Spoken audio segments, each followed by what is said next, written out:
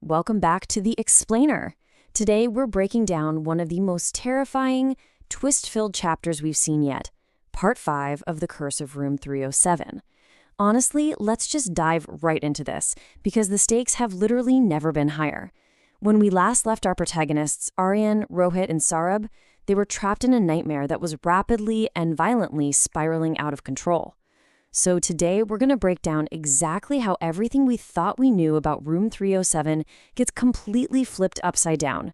We are moving way beyond a simple ghost story here, and we're stepping into a dark, complex web of historical tragedy, greed, and a curse that is so much older than anyone anticipated.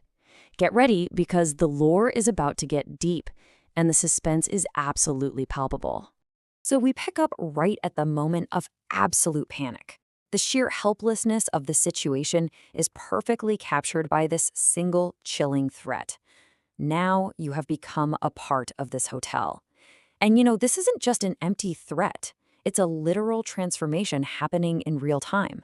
The story describes Aryan, Rohit, and Saurabh watching their own faces fully emerge within the three pictures hanging on the wall.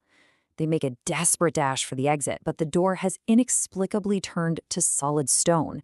It is a completely claustrophobic, stomach-dropping moment. The environment itself is sealing their fate as that heavy, disembodied voice echoes through the room, officially claiming them as permanent fixtures of this cursed establishment. Section 1. The Trap and the Protector. Okay, so just as death seems completely imminent, the terrifying little girl with the black eyes suddenly materializes. But here's the thing. She acts as a protector.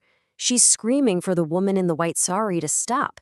And the explosive reaction we see here changes literally everything. The room violently shakes as the woman roars, "You didn't listen to me, Meera." This is the massive light bulb moment for Aryan, and for us as the audience. This single line of dialogue confirms a crucial piece of the puzzle. This protective little girl with the terrifying black eyes, she is Meera. By finally giving her a name, the story instantly shifts her from this nameless monster to a deeply tragic figure. It forces us to completely reevaluate every single interaction the characters have had with her up to this point. Section 2. Meera's Tragic Truth. Through tears, Meera confesses that she never actually wanted to hurt anyone. She just desperately wanted their true story to be known. And let's walk through that tragic story step by step. Step 1, the devastating fire breaks out in the hotel. Step 2 is the psychological toll. The mother's mental state completely shatters after the fire. In her fractured mind, she became absolutely terrified of abandonment, which leads to Step 3, the fatal action. Believing that if they all left this world together, no one could ever leave her, she locked the door from the outside, trapping her own family. And finally, Step 4, the tragic realization. Meera explains that her mother eventually realized her horrifying mistake, but by then, it was just simply too late. They were consumed. It transforms the mother from a malevolent demon into a deeply broken, grieving woman whose mental collapse caused an unthinkable tragedy.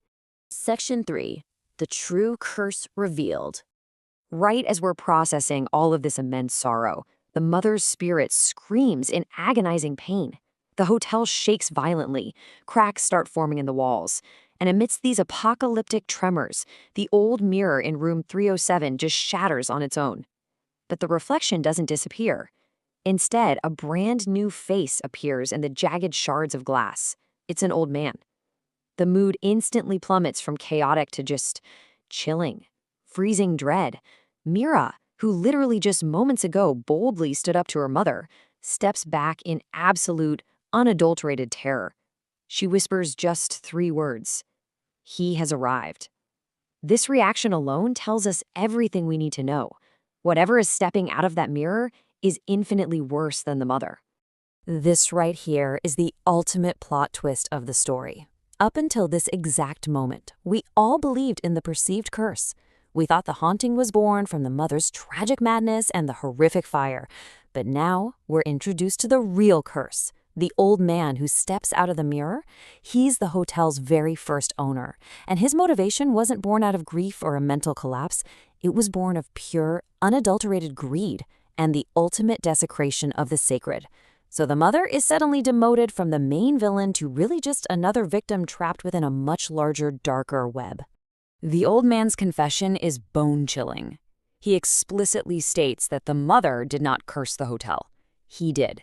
Driven by pure greed, he deliberately destroyed an ancient graveyard that sat on the property just so he could build his hotel. In doing so, he awakened the wandering, restless souls of the dead long before Meera's family ever checked into room 307. And this brilliantly illustrates the true depth of the horror with his line, "The fire was just the beginning." The fire wasn't the cause of the haunting. It was merely a symptom. It was the first act of vengeance from the ancient spirits whose resting place had been paved over. Section 4. The Deadly Live Broadcast.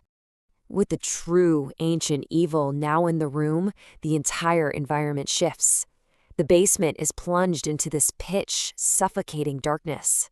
Completely disoriented, the friends watch as hundreds of smoke-like shadow figures emerge from every single direction. And these are not human. Their faces are made of swirling smoke, and the only thing cutting through the blackness are their eyes, glowing red like hot embers.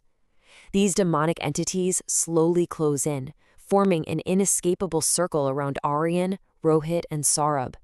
The sheer volume of entities proves the old man's claim. He didn't just wake up one ghost.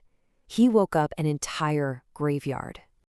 And just when you think the suspense literally cannot be ratcheted up any further, the story introduces this horrific modern twist. In the middle of this dark, terrifying encirclement, a red light pierces the gloom. The camera's recording light has unexpectedly turned on, entirely by itself. A chilling message flashes on the screen, recording live. This private, supernatural nightmare has just gone public in the most jarring way possible. Think about the sheer scale of this horror for a second. At this exact second, this nightmare is being broadcast live to millions of mobile phones all around the world. Millions of people are scrolling on their devices, looking at these smoke-like figures with glowing red eyes closing in on 3 terrified men. And the audience in the story, they're completely unaware of the truth. They're just sitting comfortably at home, assuming they're watching a highly produced, staged horror video.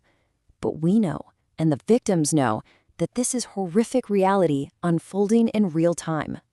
Which brings us to a brilliant, terrifying final thought. I want you to look at the screen you're using to watch this explainer right now. What if the horror stream you scrolled past late last night wasn't actually fiction?